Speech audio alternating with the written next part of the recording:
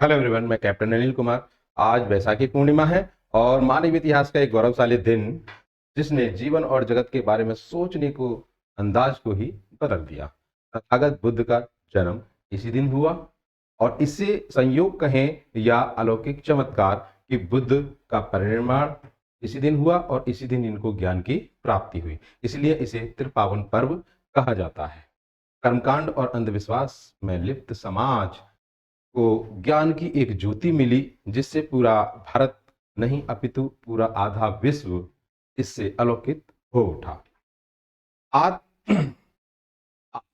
सिद्धार्थ से बुद्ध बनने के क्रम में बहुत सहज नहीं है।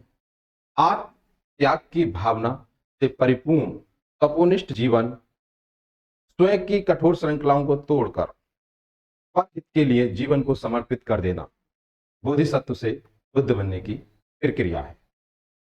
उनकी शिक्षाओं और सिद्धांतों की चर्चा करने का इससे उत्तम अवसर नहीं हो सकता। ऐसे तो तथागत बुद्ध ने अपने उपदेशों और शिक्षाओं के माध्यम से मानव जीवन में सुख एवं शांति प्राप्त करने हेतु अनेक सिद्धांतों का प्रतिपादन किया, चाहे वह चार आर्य सत्य हो, अष्टांगिक मार्ग हो अथवा पंचशील का सिद्धांत। उनके द्वारा प्रत्येक सिद्धांत का सीधा मानव जीवन को प्रभावित करता है। जब हम बौद्ध दर्शन की बात करते हैं तो इसमें सबसे पहले सरलतम और प्रभावी जो सिद्धांत है वह पंचशील का सिद्धांत है, जिसके अनुसार प्रत्येक व्यक्ति को जीवन में 5 नियमों का सत्य, अहिंसा, अस्तेय, परिग्रहण और ब्रह्मचर्य का पालन करना अनिवार्य होता है। इसी की कड़ी में ये जो 5 शब्द हैं ये संपूर्ण जीवन का दर्शन है।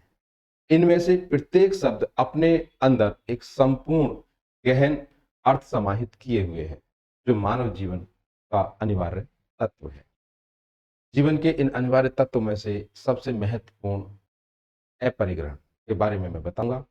अपरिग्रहण का सामान्य जो शब्द है, अर्थ है, वह है कि वस्तुओं का संग्रहण न करके, आवश्यकता से अधिक वस्तुओं का संग्रहण न करके उन्हें समाज के जन कल्याण कार्य के लिए त्याग देना चाहिए।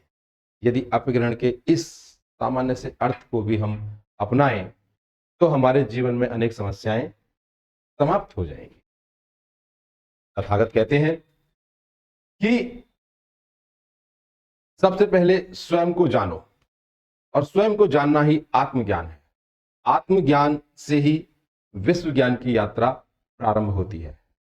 इससे सारे भेद मिट जाते हैं, हर कोई स्वजन हमें दिखाई पड़ने लगता है और यह स्थिति जब पैदा हो जाती है तो जगत पूरा सुआवास हो जाता है और यही तथागत बुद्ध की परिकल्पनाएं रही हैं। तो आज त्रिपावन पर्व के इस मौके पर आप सभी को वैसाखी बुद्ध पूर्णिमा की हार्दिक मंगल कामनाएं।